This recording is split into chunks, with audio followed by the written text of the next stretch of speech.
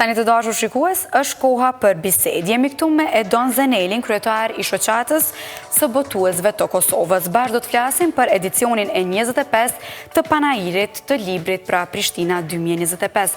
Por, para se me fillu me bisedë, unë fillimisht t'ju uroj mirëseardhje Edonit. Përshëndetje, Edon, është gjithmonë kënaqësimet pas këtu në Ekspres dhe me fol për librin, padyshim. Përshëndetje, faleminderit juve për ftesën, tash na u ka kthyer traditë intervista para mbajtjes së panairit, edhe normalisht është gjithmonë mirë kur flasim për librin edhe kur e dim që sado kudo bashkëbisedimi ynë sensibilizon njerëzit në raport me rëndësinë që libri ka në jetën e tyre. Sigurisht. Nuk po e shtoj asnjë fjalë më shumë, është e vërtet. Edon, pra nga 11 deri me 15 qershor zhvillohet edicioni 25 i panairit të librit në Prishtinë. Dua di pak për këto përgatitje, pra çu kanë shkuar në përgjithësi, sepse e di që janë intenzive gjithmonë. Si ka ecur?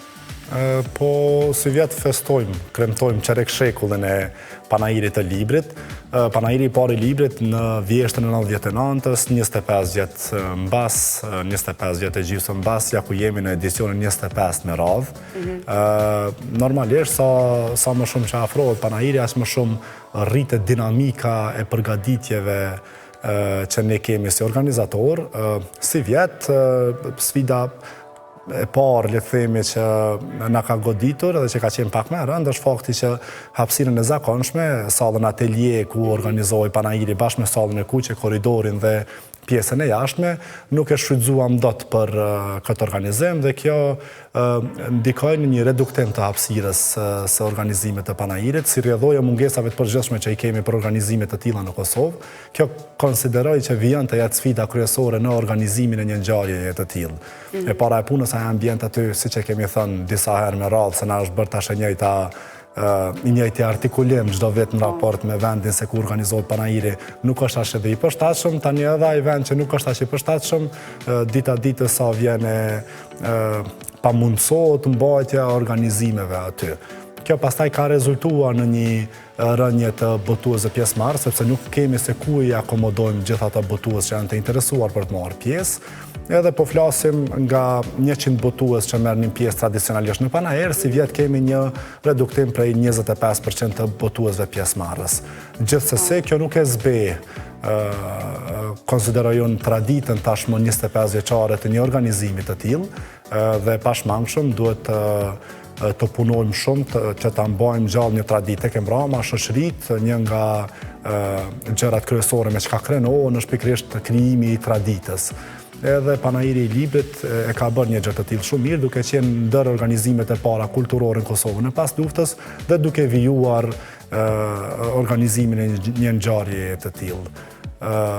Siç e dini, panairet koincidojnë me përvjetor të ndryshëm, me promovime librash, dhe në parim synimi thelbësor është sensibilizimi mbi rëndësinë e librit në jetën tonë. Po sa është sfiduese kjo për ju, pra këto vështirësi dhe sfida që mund t'i themi nuk janë fort vogla? Sa është e vështirë për me vazhdu përpara dhe me mbajt këtë ritëm gjithmonë?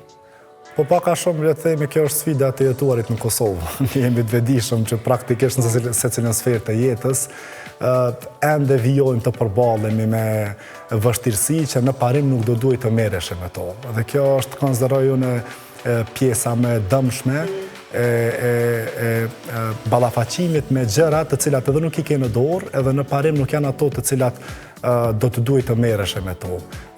Bllokojnë potenciale, pamundsojnë zhvillimin e kulturave të ndryshme.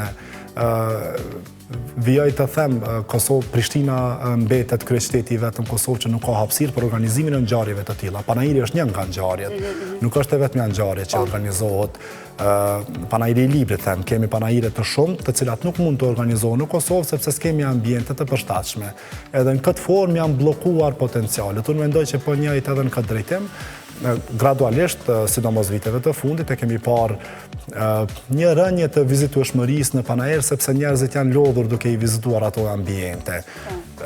E mira në anën tjetër është që njerëzit nuk e kanë braktisur librin, vetë se kanë gjetur forma alternative për të arritur deri te libri, siç është porosit e postave të shpejta, apo librari që janë hapur nëpër Kosovë, sepse nëse e shohim në atë sens i bie që libri po zhvillohet si kulturë, sepse librarit po hapen dhe rrjedhimisht ka interes për to, se ekonomia në këtë formë funksionon. por organizimet të tilla kulturore dhe me traditë, të cilat unë mendoj që duhet t'i ruaj me fanatizëm, sepse ato e bëjnë shoqërinë atë që është, vijojnë e venitën sepse hasin gjithmonë në vështirësi. Kjo konsideroj është pengesa kryesore. Flasim tani për gjëra më të bukura, do e di pak çfarë mund të presin të gjithë adhuruesit e librit në këtë panair, në këtë edicion të 25 të panairit librit. Unë them gjithmonë që gjëja kryesore kur vi njerëzit në panair janë botimet e reja. Kjo është më e mira që lexuesi gjejnë kur vi në panair. 75 botues, secili nga ta do vi me 5, 10 libra, 20 libra të rinj botuar në harkun kohor 1 vjeçar. Edhe kjo është një prurje e rëndësishme për tregun e librit shqip. Botuesit kryesor nga Kosova, Shqipëria, Maqedonia e Veriut e Tutje janë pjesë e panairit. Por post librave të rinj kemi shënimin e përvjetorëve. Janë 4 përvjetorë që shënohen si vjet dhe që koincidojnë me vitin 2025. Është 400 vjetori i lindjes së Pjetër Bogdanit, është 200 vjetori i lindjes së Pashkovasës, 150 vjetori i lindjes së Fajkonicës dhe 100 vjetori i lindjes së Martin Camajt. 4 emra të jashtëzakonshëm të historisë dhe letërsisë shqipe.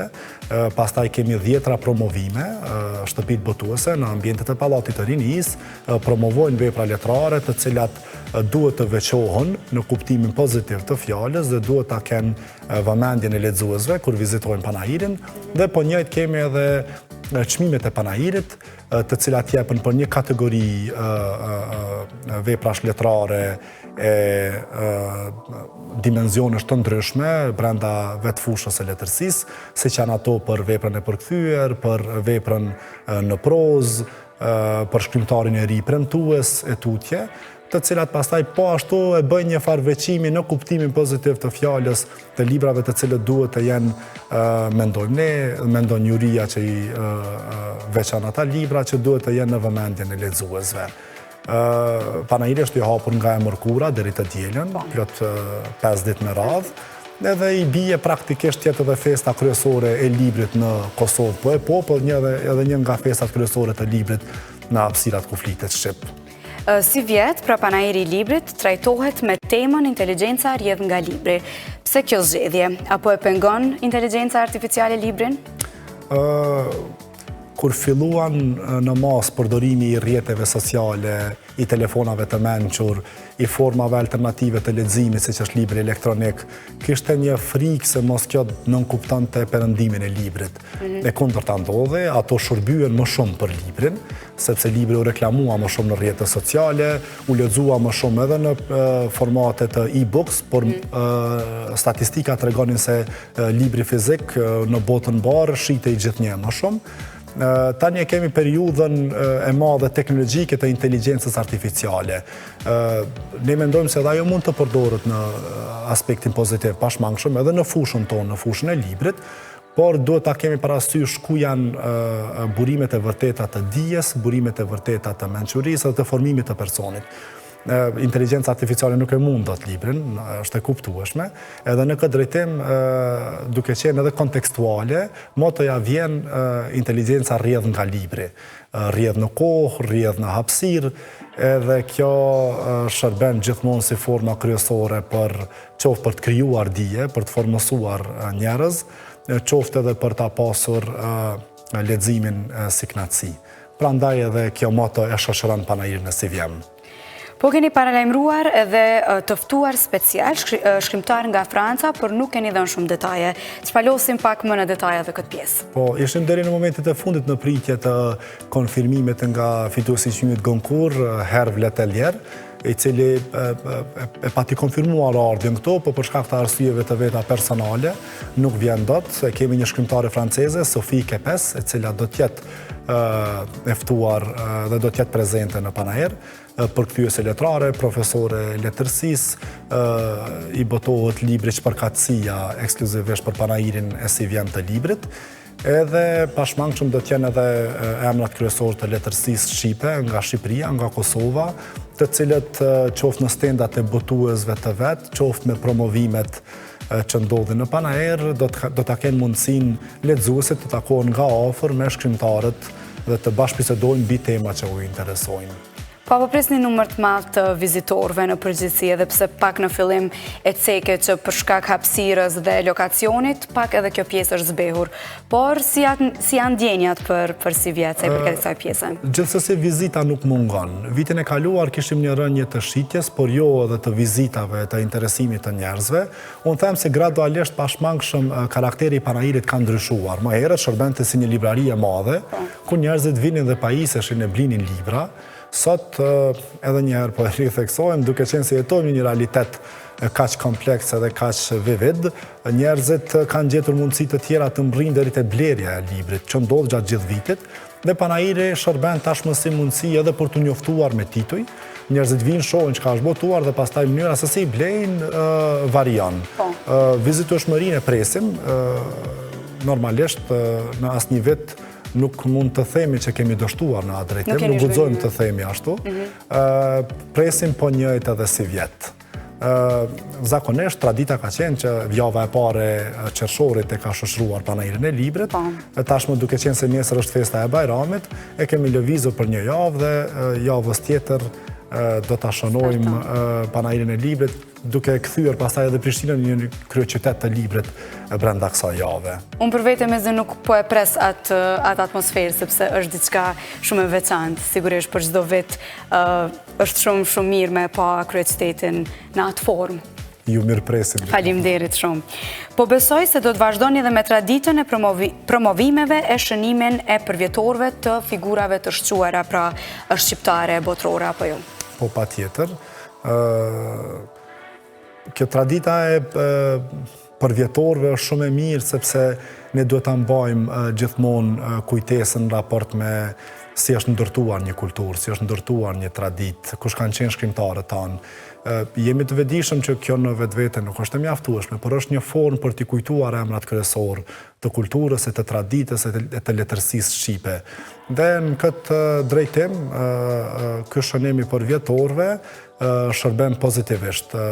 Siç e ceka janë Pjetër Bogdani, Fajkonica, Pashkovasa e Martin Camaj që koincidojnë si vjet me përvjetor, por promovimet pastaj këtë librave nga shtëpitë botuese janë zakonisht të orientuar drejt botimeve që kanë qenë qoftë ekskluzive për Panairin, qoftë të botuara në harkun kohor nga Panairi i vitit kaluar deri te Panairi i si vjen.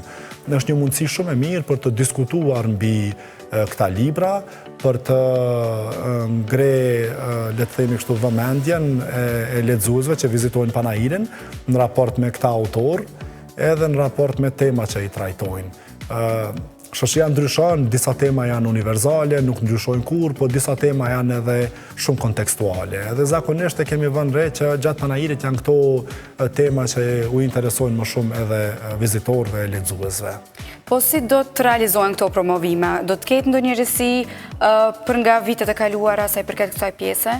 Jo, është e zakonshme. Do të është salla e promovimeve në katin e dytë në ambientet e Pallatit Rinis, edhe aty pastaj një ditë apo 2 ditë para Panairit shpaloset edhe agenda, sepse deri në momentet e fundit kemi shtëpi botuese që vijojnë të prenotojnë data e orare për organizimin e promovimeve, edhe pastaj lexuesit qoftë kur vinë në Panair, shohin tabelën e promovimeve dhe vinë e vizitojnë orarin që u intereson, qoftë intereson përmes faqes tonë në Facebook, Shoqata e Botuesve të Kosovës, ku për çdo ditë edhe gjatë ditëve të Panairit postohen aktivitetet edhe promovimet që mbahen në atë ditë.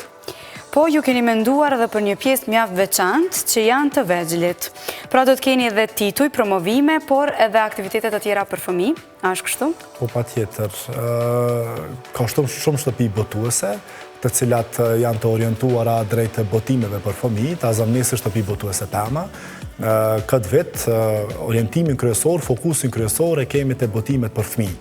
Janë plot 62 lektyra shkollore të botuara këtë vit, të cilat vinë në format bashkohor, shumë atraktive për të lexuar për fëmijët, dhe janë mbi 60-70 botime që fokus kanë përgjithsisht fëmijët nga mosha 0 deri në moshën 5 vjeç. Po flasim për mbi 130 tituj që vinë enkas për fëmijët në mënyrë që ballafaqimi i tyre me librin të jetë sa më herët në moshë. Është shumë lehtë të krijohet lexuesi që nga mosha e hershme. Sa është e rëndësishme kjo e don? të edukojmë fëmijët të vegjëlit që nga fillimi, se libri është shumë i rëndësishëm. Dhe mos të harrohet asnjëherë sa i përket edhe teknologjisë dhe kohës që evoluon shumë shpejt. Është gjithnjë më e rëndësishme, sidomos në periudhën që jetojmë. Sot fatkeqësisht jo vetëm të rriturit janë burgosur nga teknologjia, por edhe fëmijët. Edhe kjo shkakton dëme afatgjate. Nga njerë fatkeqësisht edhe gjatë gjithë jetës mezi ja dalin njerëzit të dalin nga dëme që u shkaktohen fëmijëve, dhe po flasim për të dhëna shkencore. Dëme që u shkaktohen fëmijëve si rrjedhoje ballafaqimit shumë të hershëm me teknologji, me telefona, me kanalet për fëmijë, të cilat praktikisht nuk e lën zhvillimin e duhur të fëmijët. Libri në anën tjetër është një mënyrë e jashtëzakonshme e zhvillimit të shqisave ndijore, të menduarit, të kuptimit të koncepteve për fëmijët. Ballafaqimi me një laramani gjuhësh, me laramani fjalësh, pasuron fjalorin e tyre, është shumë e lehtë për menaxhimin e emocioneve, për artikulimin e tyre, për ta kuptuar veten, për ta kuptuar botën, për ta zhvilluar empatin. Të gjitha këto zhvillohen përmes të lexuarit, është e pashmangshme. Edhe rrjedhimisht i bie të jetë investimi më i qelluar edhe më i lirë e më i lehtë për prindërit kur blejnë libra për fëmijë, kur lexojnë libra bashkë me fëmijët. Nëse vërtet duam të rrisim gjenerata në kuptimin pozitiv të fjalës sa më të mbara, libri është mënyra më e duhur. Ballafaqimi me librin që në moshën e hershme, miqësimi që e krijon fëmija me librin, është mënyra më e lehtë dhe më e duhur për ta krijuar një individ i cili nesër mas nesër është i aftë të mendojë në mënyrë kritike, është i aftë të marrë vendime në mënyrë kritike, është i aftë të menaxhojë emocionet e veta, ta kuptojë veten dhe botën përreth. Në fakt, e përfundova në mënyrën më të mirë të mundshme. Faleminderit shumë që ishe pjesë e Ekspresit e Dontë. Presim gjithmonë këtu të flasim për këto ngjarje shumë të rëndësishme. Faleminderit që ishe me ne sot. Faleminderit juve, me sa tham, uroj që të kemi ndikuar sadopak që njerëzit që na shohin të vinë, ta vizitojnë Panairin dhe të mbështesin botuesit, autorët, këta njerëz që e kanë zgjedhur një nga forma ndoshta më të vështira për të funksionuar në kuptimin ekonomik, por në anën tjetër një nga profesionet më fisnike të mundshme. Shumë e vërtet. E vizita në Panair është një mbështetje për këta njerëz. E vërtet. Bëjmë thirrje të gjithë shikuesve tanë me qenë pjesë e Panairit të librit. Gjithmonë, çdo vit është mirë me qenë aty. Faleminderit e don shumë. Faleminderit juve.